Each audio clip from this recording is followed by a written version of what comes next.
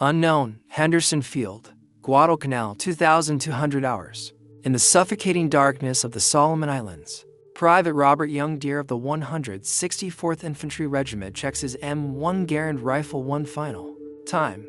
His unit had arrived on the island just 11 days earlier, on October 13th, becoming the first U.S. Army formation to engage in offensive operations against the Japanese. Now, in positions alongside Marines still armed with bolt-action Springfield rifles, the soldiers of the 164th gripped their semi-automatic weapons, 8 rounds loaded in each en-bloc clip.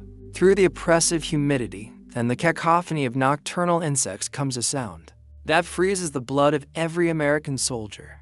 Thousands of Japanese troops beginning their charge, screaming "Banzai" and "Totsugeki" at the top of their lungs. Among the attacking force, Lieutenant Kenji Yamamoto of the 29th Infantry Regiment leads his platoon forward. His Type 38 Arisaka rifle, with its exceptionally long 31.4-inch barrel, proving unwieldy in the dense undergrowth. The 5-round internal magazine has been loaded with 6.5 by 50 mm Arisaka rounds, each one requiring him to work the bolt action to chamber, up, back, forward, down. Behind him, some newer troops carried the Type 99 rifle, chambered in the more powerful 7.7 by 58 mm cartridge, but still bolt action, still limited to 5 rounds before reloading with stripper clips. What happens in the next 12 hours of savage combat will demonstrate why American infantry possessed an overwhelming advantage in firepower that the Japanese never anticipated.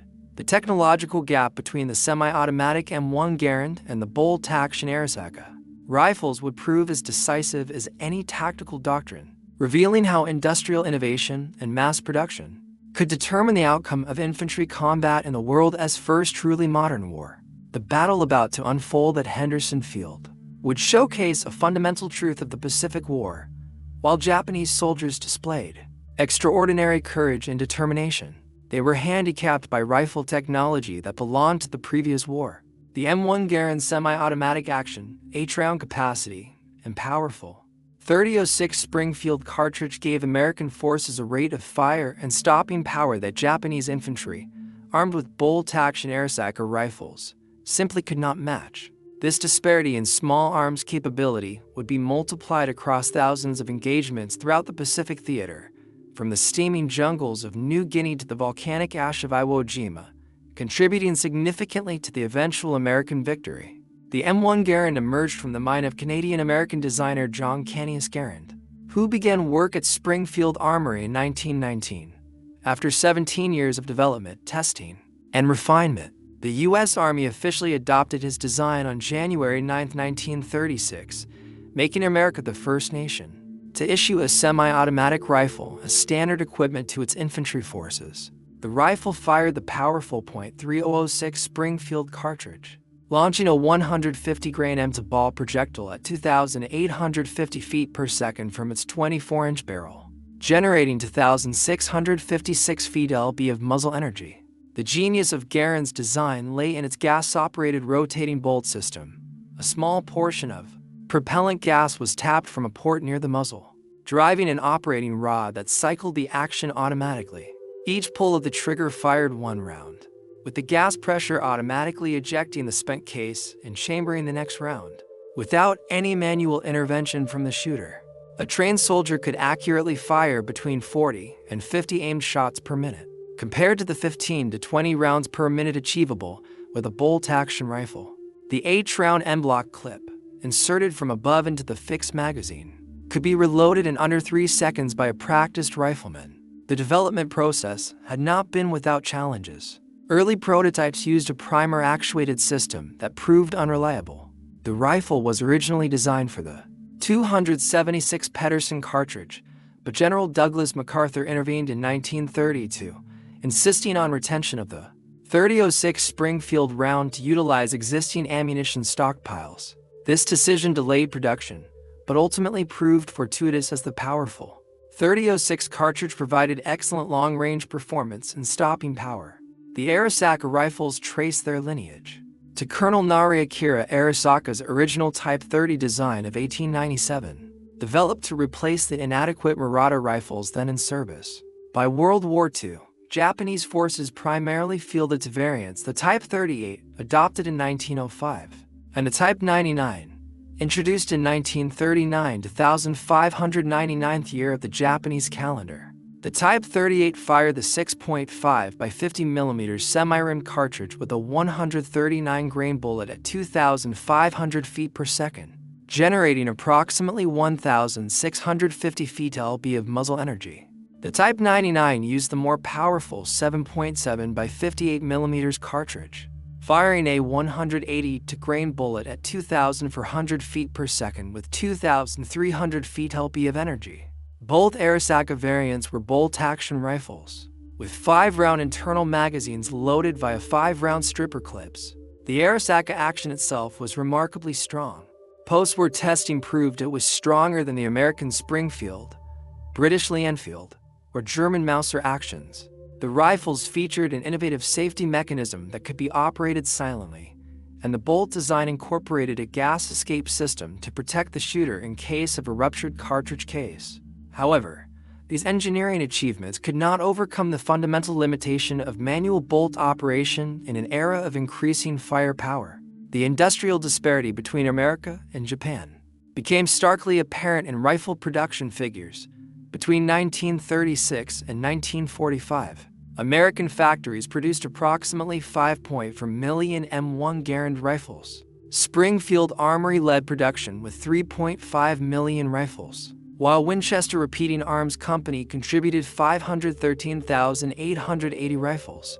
International Harvester and Harrington and Richardson would add additional production during the Korean War. Peak production at Springfield Armory reached 1,000 rifles per day by January 1944, with Winchester achieving 600 rifles daily at their height. Japanese production presented a starkly different picture. From 1905 to 1945, Japan manufactured approximately 3 million Type 38 rifles across multiple arsenals, including Koishikawa, later Tokyo, Kakura, Nagoya, and Mukden Arsenal in occupied Manchuria. Type 99 production from 1939 to 1945 reached roughly 3.5 million units, manufactured at 9 different arsenals, including to outside Japan proper, Mukden in Manchukuo and Jinsen in Korea. Despite these substantial numbers, totaling over 6 million rifles, Japan never achieved the production rates necessary to fully modernize their infantry arms. Many second-line troops, garrison forces, and naval infantry units still carried Type 38 rifles at war's end, creating logistics complications with 2 different ammunition types in use. American M1 Garand production maintained remarkably consistent quality throughout the war. Springfield Armory's quality control procedures rejected any rifle that failed to group within 5 inches at 100 yards. Interchangeability of parts between rifles from different manufacturers was strictly enforced through detailed specifications and gauging requirements. A damaged M1 Garand could be repaired in the field using parts salvaged from other rifles, regardless of manufacturer.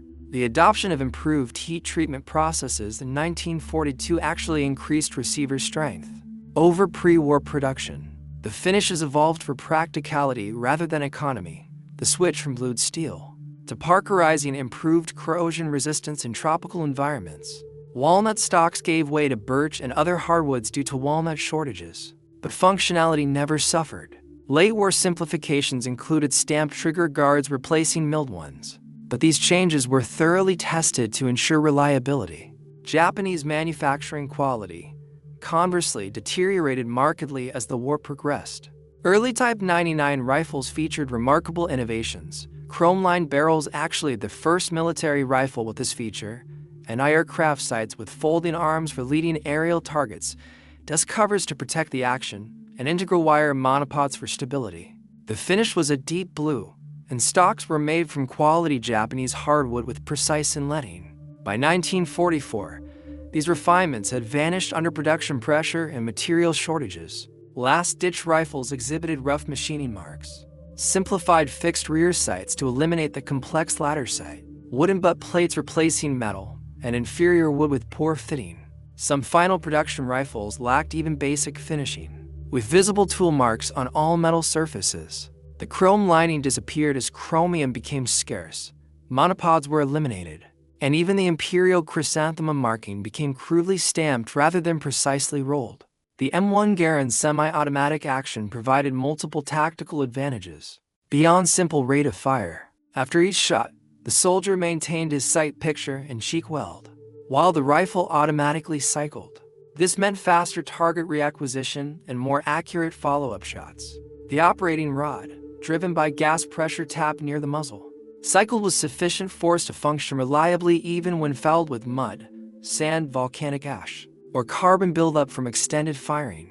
The M-block clip system, while sometimes criticized for its distinctive ejection ping that allegedly alerted enemies, the rifle was empty, actually provided the fastest reload of any contemporary military rifle. A trained soldier could reload in under 3 seconds, versus 5 to 7 seconds for a skilled user working with stripper clips on a bolt-action rifle. The clip ejection also provided immediate tactile and audible confirmation that the rifle was empty, preventing the confusion that could occur with rifles that didn't indicate an empty magazine. The M1's weight of 9.5 pounds, while heavy by modern standards, helped manage the substantial recoil of the .30-06 cartridge, enabling rapid, accurate follow-up shots. The rifle's length of 43.6 inches was well balanced, with weight distributed between the heavy barrel and solid wood stock.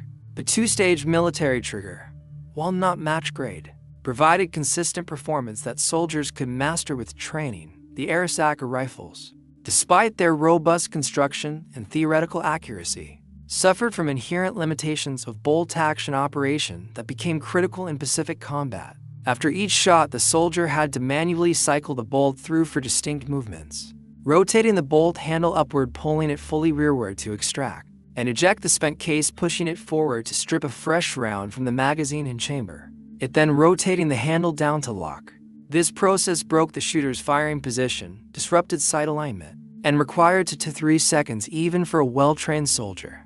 The Type 38's extreme length of 50.3 inches made it particularly unsuitable for jungle warfare. Japanese soldiers found the rifle catching on vines, difficult to swing onto targets in dense vegetation, and nearly impossible to use effectively in bunkers or fortified positions. The long barrel, while providing excellent long-range accuracy with minimal bullet drop, was a liability when combat ranges rarely exceeded 100 yards. And often occurred at conversational distances. The 5-round magazine capacity meant Japanese soldiers had to reload 60% more often than Americans to fire the same number of rounds. Loading via stripper clips required opening the bolt, positioning the clip correctly, pressing the rounds down into the magazine, while withdrawing the clip, then closing the bolt. A process taking 5 to 7 seconds under ideal conditions and much longer under combat stress or in awkward firing positions. The .3006 Springfield cartridge used by the M1 Garand was already standard throughout the U.S. military for the M1903 Springfield rifle, M1917 Browning machine gun, M1919 Browning machine gun, and Browning automatic rifle. This commonality simplified logistics immensely. A single ammunition type could supply rifles, automatic rifles, and machine guns. The cartridge's rimless design fed reliably from clips, belts, and magazines. American ammunition production was staggering. The Lake City Army Ammunition Plant alone could produce 100 million rounds annually by 1943. Frankfurt Arsenal, Denver Ordnance Plant, and other facilities added hundreds of millions more rounds. Quality control ensured consistent ballistics. M2-ball ammunition maintained a velocity variation of less than 40 feet per second between lots. Japanese forces faced a more complex ammunition situation. Units equipped with Type 38 rifles required 6.5 by 50 mm semi-rimmed ammunition, while those with Type 99s needed 7.7 by 58 mm rounds. The 6.5 mm round, while generating less recoil and allowing soldiers to carry more ammunition, proved inadequate against cover positions and lacked stopping power. The 7.7 mm round addressed these deficiencies, but created a dual supply requirement. This two-caliber system created persistent logistics problems. Documented instances include the 23rd Infantry Regiment on Guadalcanal receiving 7.7 mm ammunition for their Type 38 rifles, rendering both weapons and ammunition useless. Similar mix-ups occurred during the Philippines campaign and on isolated island garrisons. The semi-rim design of the 6.5mm cartridge occasionally caused feeding problems in tropical conditions where ammunition became corroded. When the U.S. Army's 164th Infantry Regiment, a North Dakota National Guard unit, arrived at Guadalcanal on October 13, 1942, they brought with them something the Marines desperately wanted: M1 Garand rifles. The Marines, still armed primarily with M1 903 Springfield bolt-action rifles, watched with a mixture of envy and skepticism as the Army soldiers unloaded their semi-automatic weapons. During the climactic battle for Henderson Field on October 24 to 25, 1942, the advantages became undeniably clear. Staff Sergeant Mitchell Page, though a Marine armed with a machine gun rather than a rifle, fought alongside soldiers of the 164th and witnessed their firepower firsthand. Private First Class James Cass of Company M, 164th Infantry, later recalled, "The Japs came at us in waves, barely visible in the darkness except for the glint of their bayonets. With our Garands, we could put 8 rounds into them before they covered 30 yards. Each man was like a machine gun section. We'd fire, the rifle would cycle itself, and we'd fire again. No working a bolt, no breaking our sight picture. Just squeeze, boom, 8 times before reloading." The 164th companies were fed into the line piecemeal as the Japanese attack developed, reinforcing Marine positions that were beginning to buckle. The devastating semi-automatic fire from the fresh Army troops helped stabilize the line. Colonel Bryant Moore, commanding the 164th, reported that his men expended over 150,000 rounds of .30 caliber, 6 ammunition in the 2-day battle. Japanese bodies stacked up in front of positions held by the 164th, many killed by the rapid, accurate fire of M1 Garands. Marine Private Robert Leckie, who would later write the memoir Helmet for My Pillow, observed the Army troops in action. "We thought they were green, these dog faces with their newfangled rifles. But when the Japs charged, those Garands spoke with a voice we'd never heard before. It was like a continuous roar, not the sporadic crack of our Springfields." Sergeant Masao Watanabe of the 29th Infantry Regiment, 2nd Division Sendai, survived the October offensive at Guadalcanal.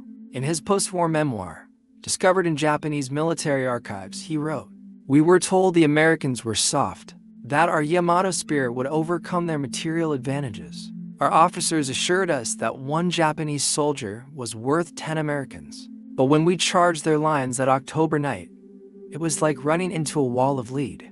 Every American soldier seemed to have an automatic weapon. Our Arisaka rifles, which we operated the same way our fathers had in the Russo-Japanese War, felt like antiques. We would fire once, work the bolt while taking cover, then fire again. By that time, the Americans had already fired 4 or 5 rounds." Watanabe noted that Japanese tactics, developed against Chinese forces often armed with older weapons or limited ammunition, proved suicidal against American firepower. The Banzai charge that had scattered Chinese conscripts melted away before American rifles that never seemed to stop firing. We could not get close enough to use our bayonets. Our supposed advantage in spirit and close combat meant nothing when we were shot down 50 meters from their lines. Lieutenant Hiroshi Takahashi of the 230th Infantry Regiment provided another perspective in a letter found on his body. "The American automatic rifles are devastating.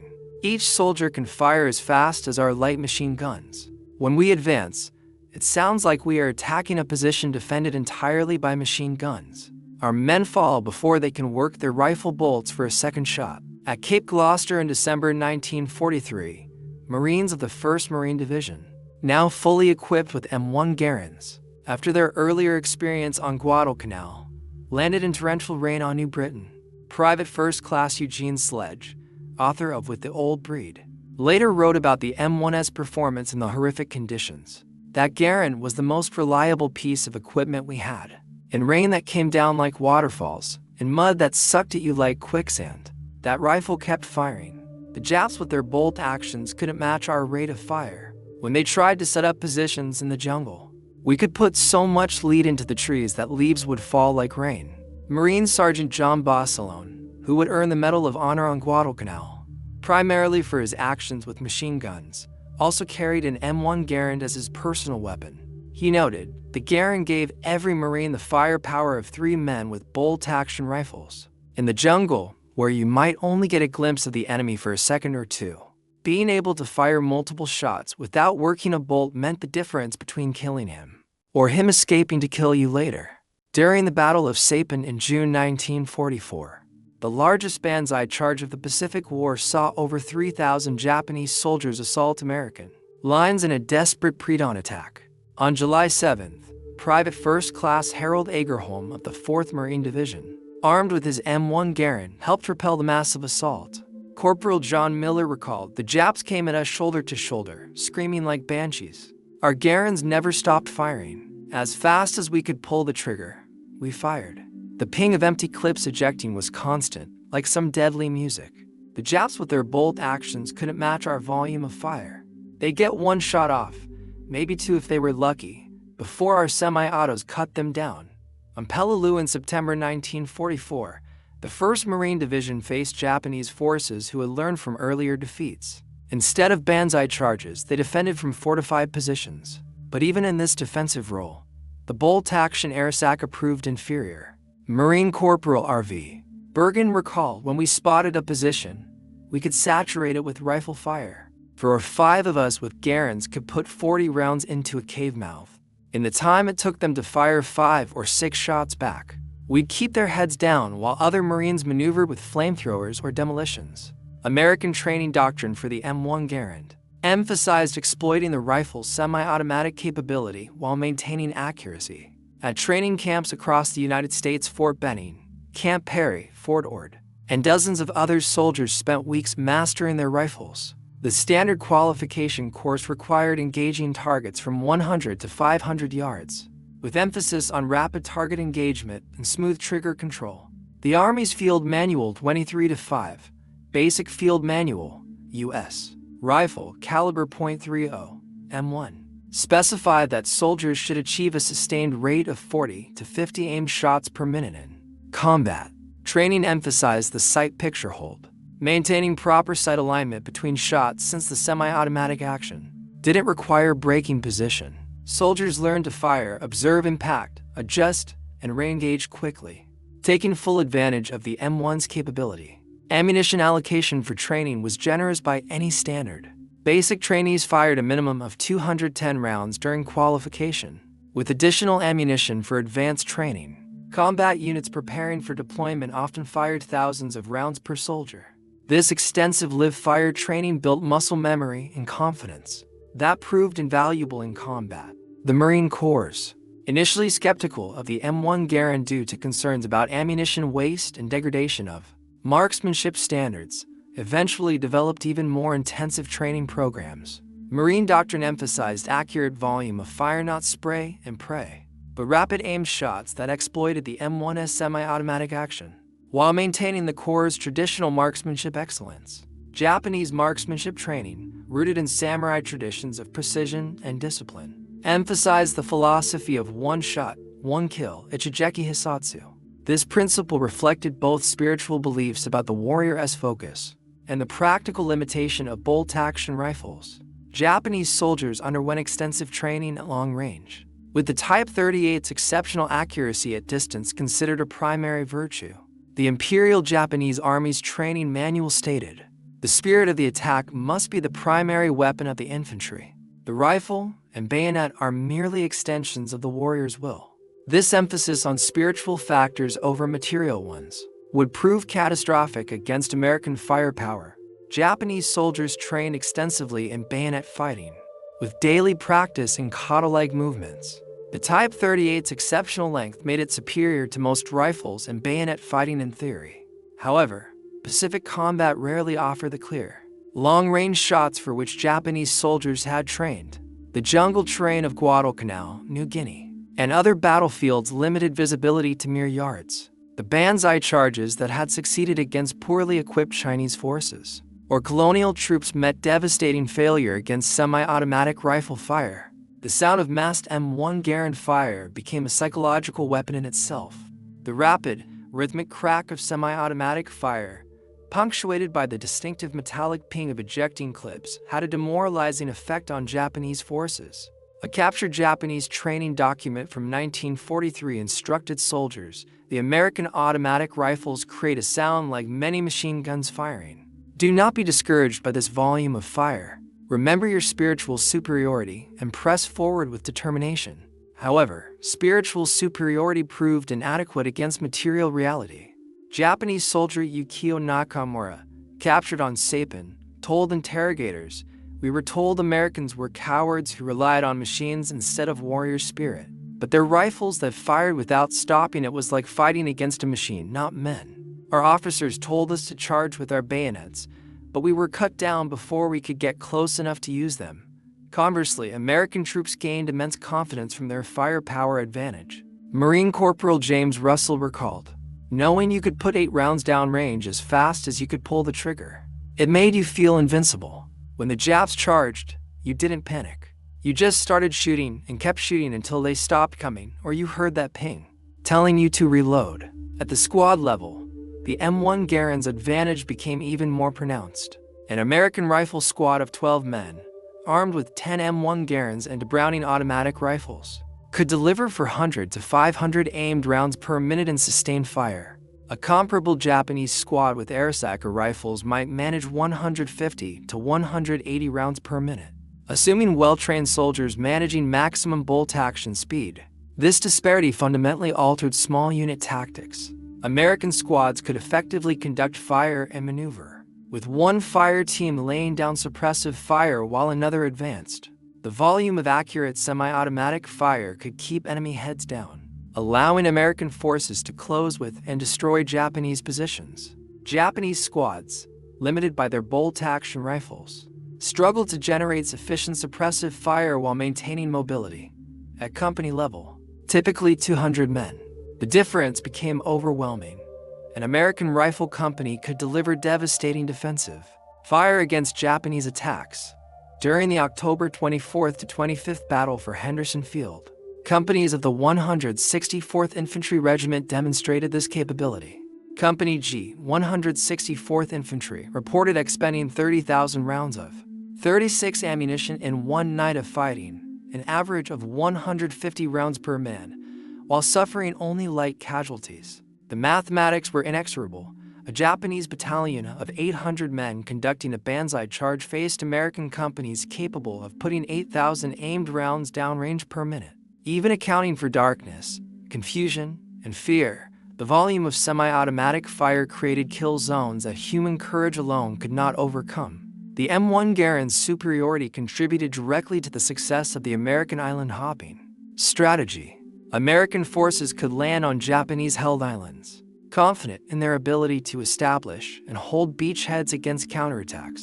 The firepower of M1-equipped infantry meant smaller forces could hold larger perimeters, allowing rapid buildup of forces for breakout operations. On island after island, Darawa, Kwajalein, Iniwetok, Saipan, Guam, Peleliu, Iwo Jima, Okinawa, the pattern repeated. Japanese forces, unable to match American firepower, resorted to increasingly desperate tactics. Banzai charges gave way to defense in depth, but even in fortified positions, the slow rate of fire from bolt-action rifles meant Japanese soldiers could rarely exploit opportunities when Americans exposed themselves during assault. The Japanese military's retention of bolt-action rifles stemmed significantly from their victory in the Russo-Japanese War of 1904 to 1905. In that conflict, Japanese infantry, armed with Type 30 and Type 38 Arisaka rifles, had defeated Russian forces through superior training, discipline, and tactical innovation. The Battle of Mukden and the Siege of Port Arthur seemed to validate the supremacy of Japanese warrior spirit over material factors. This success, however, created institutional blindness to technological change. The Japanese military establishment, dominated by officers who revered the Russo-Japanese War as Japan's coming of age as a great power, failed to recognize that warfare had fundamentally changed. World War I had demonstrated the dominance of firepower over Elan, but Japan, not having participated significantly in that conflict, failed to internalize its lessons. The American adoption of the M1 Garand reflected hard-learned lessons from World War I. General John J. Pershing, commander of the American Expeditionary Force, had witnessed the devastating effect of automatic weapons in France. In 1918, he specifically called for development of a semi-automatic rifle, stating, "The soldier who can deliver the most accurate fire in the shortest time will dominate the battlefield of the future." This requirement launched the development process that would culminate in the M1 Garand. The United States spent nearly 2 decades perfecting the design, conducting extensive trials, and building the industrial infrastructure for mass production. By 1936, when the M1 was adopted, America had created not just a superior rifle, but an entire system for producing, maintaining, and supplying it. The Japanese did eventually recognize the need for semi-automatic rifles. Development of indigenous designs began in the 1930s, including the Type Co rifle designed by Kajiro Nambu and several gas-operated prototypes. However, these efforts received low priority, with resources directed toward aircraft, naval vessels, and other programs deemed more critical. Most tellingly, when the Japanese finally attempted to copy the M1 Garand as the type for rifle often mistakenly called Type 5, they managed to produce only 250 part sets with approximately 100 to 125 rifles actually assembled. Before war's end, the Type 4, chambered for 7.7mm Japanese ammunition and fed from a 10-round internal magazine loaded with 2 5-round stripper clips, proved that Japan understood the M1's advantages but lacked the industrial capacity for mass production. The mathematics of firepower revealed an overwhelming American advantage. The M1 Garand, firing M2 ammunition, delivered 2,656 feet lb of energy at the muzzle. With a trained soldier firing 40 rounds per minute, this translated to 106, 240 foot-pounds of energy delivered per minute. A bolt-action Type 99 Arisaka, firing the 7.7mm round with 2,300 feet lb per shot at a practical rate of 15 rounds per minute, delivered only 30 for 1,500 feet lb per minute, less than one-third the M1's energy output. The 3006 Springfield's trajectory, while having more drop than the 6.5mm Arisaka at extreme range, proved superior at typical Pacific combat distances. At 300 yards, an unusually long engagement distance in jungle warfare, the 36 dropped 13.5 inches from line of sight while retaining 1,900 feet lb of energy, sufficient to penetrate multiple layers of jungle vegetation and still incapacitate enemy soldiers. The 6.5mm Arisaka, while dropping only 11 inches at the same range, retained only 1,100 feet lb of energy, often insufficient to penetrate cover. U.S. Army Ordnance Test conducted at Aberdeen Proving Ground in 1940 quantified the M1's advantage. In controlled trials, soldiers with M1 Garands consistently achieved 24 aim shots per minute at 200 yards, with 90% hits on man-sized targets. Soldiers with M1 903 Springfields, functionally identical to the Arisaka operation, managed only 10 aim shots with 85% accuracy in rapid-fire scenarios simulating response to sudden attack. M1-equipped soldiers could engage 3 separate targets in the time bolt-action users engaged 1. Further testing examined sustained fire over longer periods. After 5 minutes of continuous firing, M1-equipped soldiers maintained 80% of their initial rate of fire, while bolt-action users dropped to 60% due to fatigue from working the bolt. The M1's semi-automatic operation required only trigger finger movement, while bolt-action operation demanded gross motor movements of the entire arm and shoulder. Combat statistics from Pacific battles revealed telling patterns. At Guadalcanal, Army units equipped with M1 Garands expended an average of 150 to 200 rounds per man per day of heavy combat. Marine units still equipped with Springfield rifles expended 60 to 80 rounds per man. In similar conditions, this didn't represent ammunition waste, but rather the M1's ability to deliver effective fire at fleeting targets. Japanese forces, by comparison, rarely expended more than 40 to 50 rounds per man per day, limited by both ammunition supply and the mechanical constraints of bolt-action operation. Captured Japanese after-action reports frequently cited ammunition shortages. But even when ammunition was available, the slow rate of bolt-action fire limited consumption. Japanese military documents captured throughout the war revealed increasing awareness of American firepower superiority. A report from Lieutenant General Harukichi Hayakatake, commanding the 17th Army on Guadalcanal, stated in November 1942, "Enemy rifle fire is density and accuracy beyond our expectations. Each enemy soldier appears to be armed with an automatic weapon. Our forces cannot achieve fire superiority even with numerical advantage. Recommend emphasis on night operations and infiltration tactics to negate enemy firepower advantage." By 1944, Japanese tactical doctrine had evolved to acknowledge American material superiority. The instructions for the decisive battle issued to defenders of the Mariana Islands stated, "The enemy's automatic rifles and machine guns create an impenetrable wall of fire during daylight. All attacks must be conducted at night or under cover of adverse weather. Daytime movement invites annihilation." Lieutenant General Tadamichi Kurabayashi, the brilliant defender of Iwo Jima, wrote in January 1945, "The American automatic rifles are remarkable weapons. Each soldier possesses firepower equal to 3 or 4 of our riflemen.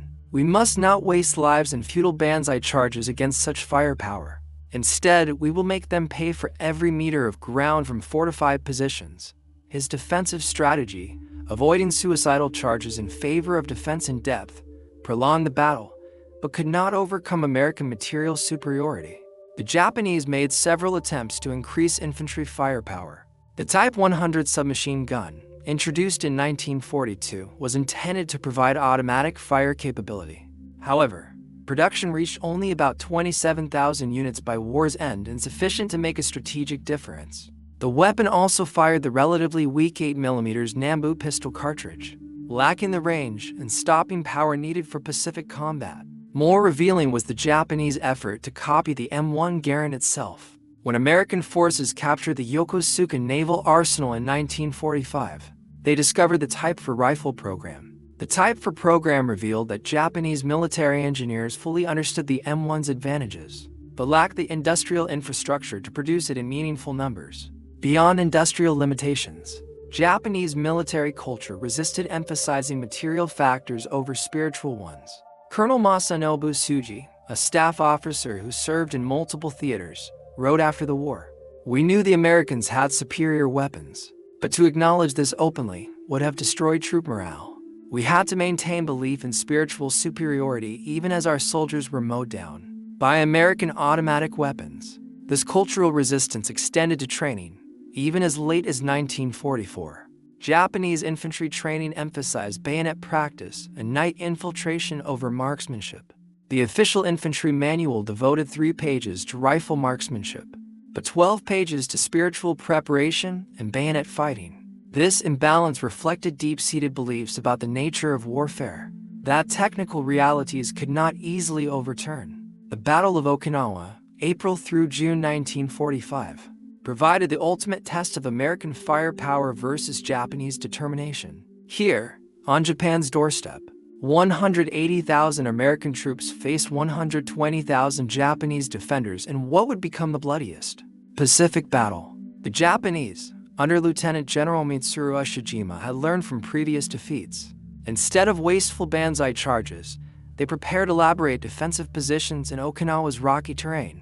Yet, even in defense, the limitations of bolt-action rifles proved critical. When American forces advanced, Japanese defenders armed with Arisaka rifles could rarely deliver sufficient volume of fire to stop them.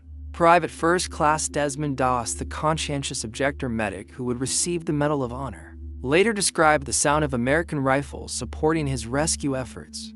"The Garands were firing so fast it sounded like one continuous roar. Our boys could keep Japanese heads down while I went out for wounded. If they'd all had bolt-action rifles like the Japanese, I never could have saved those men." On May 4, 1945, the Japanese launched their only major counteroffensive of the battle. 5,000 Japanese soldiers attacked American lines in a coordinated assault designed to break through to the American rear areas. The Japanese, with their bolt actions, would fire once, maybe twice. Then our semi-auto fire would cut them down. The attack shattered against American firepower with horrific Japanese losses, 4,000 dead versus 714 American casualties. The rapid fire of thousands of M1 Garands, supported by automatic weapons and artillery, created killing fields where Japanese courage could not overcome material disadvantage. Even when Japanese soldiers reached American lines, the close-range firepower advantage of semi-automatic rifles proved decisive. Sergeant William Manchester, who would later become a renowned historian, fought on Okinawa with the 29th Marines. He wrote, "The M1 rifle was our best friend. In the chaos of close combat, being able to fire 8 times without working a bolt saved countless American lives. I saw Japanese soldiers trying to work their bolt actions while under fire, their hands shaking, fumbling with the mechanism while our boys simply kept pulling triggers." Planning for Operation Downfall. The invasion of Japan, scheduled to begin with Operation Olympic in November 1945, assumed the M1 Garand would play a crucial role. Military planners, studying casualty rates from Okinawa, calculated that American forces would need massive firepower superiority to overcome expected Japanese resistance on the home islands. Production plans called for 500,000 replacement M1 rifles for the operation, with Springfield Armory and Winchester increasing production to a combined 1,000 rifles daily by August 1945. International Harvester was scheduled to begin production at a third facility. The ammunition requirement was staggering. Planners estimated needing 100 million rounds of .30-06 monthly for rifle use alone. Testimony to the volume of fire expected from M1-equipped troops. Intelligence estimates suggested Japanese home and defense would include 2.5 million Arisaka rifles in military hands, plus millions more distributed to civilian militia units. However, many of these were training rifles, obsolete models, or last-ditch single-shot weapons. The Type 99 substitute standard rifles being produced in 1945 were so crude that American intelligence questioned their safety for the user. American planners calculated that each invasion beach would require suppression of Japanese positions by naval gunfire and aerial bombardment, followed by assault troops whose M1 Garands would provide the volume of fire needed to overcome defenders. Studies of Pacific battles showed that American forces with semi-automatic rifles suffered 40% fewer casualties than troops armed with bolt-action rifles in similar situations. The Japanese, recognizing their firepower disadvantage, planned to rely on suicide tactics, using civilians as human shields in close-quarters combat in urban areas, where rifle advantages would be minimized. Secret Japanese plans discovered after the war revealed desperate measures: bamboo spears for civilians, suicide swimmers with explosive charges, and even programs to spread biological weapons. The Arisaka rifle, once the pride of the Imperial Army, had been relegated to just one component of a desperate defense. The atomic bombings of Hiroshima and Nagasaki ended the war before Operation Downfall commenced. Post-war analysis suggested American casualties could have reached 500,000 to 1 million, with Japanese casualties in the millions. The M1 Garand's firepower advantage would have been crucial, but at a terrible cost in lives on both sides. The M1 Garand's success influenced military rifle development worldwide.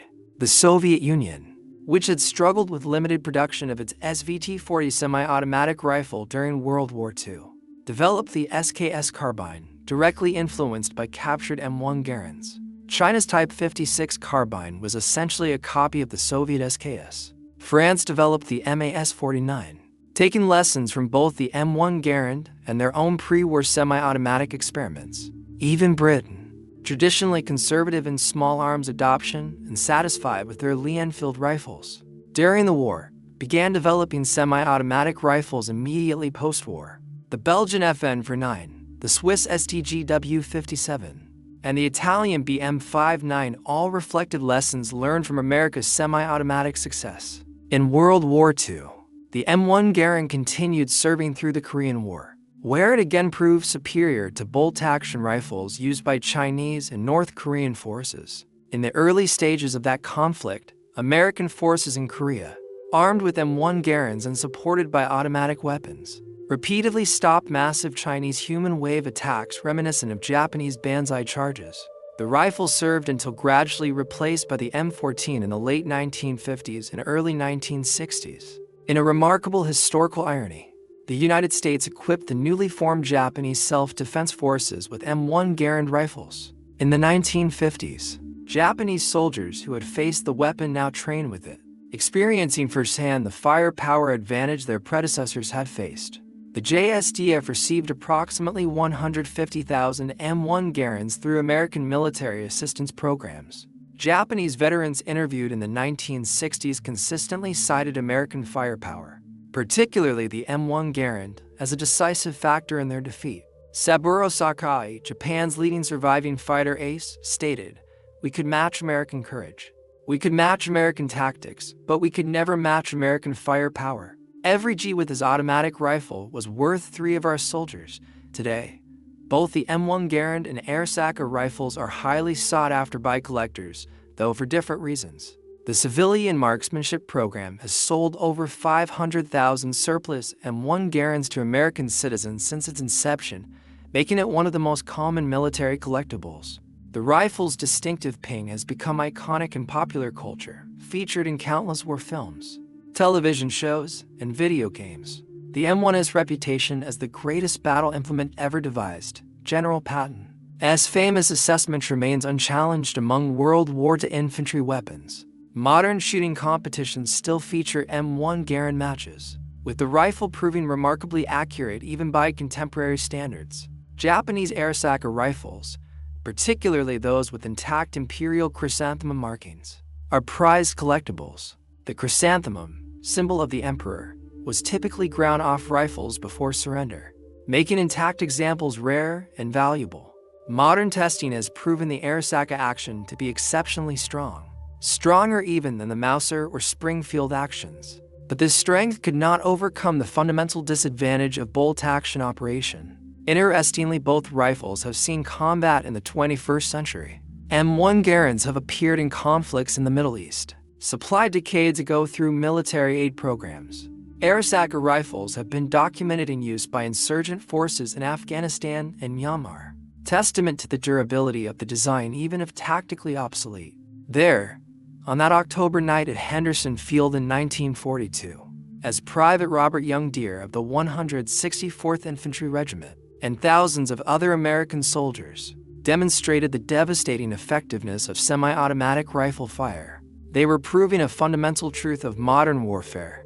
Technological superiority, backed by industrial production, could determine the outcome of battle regardless of human courage or determination. The M1 Garand delivered 40 to 50 aim shots per minute versus the Arisaka S 15 to 20. 8 rounds before reloading versus 5.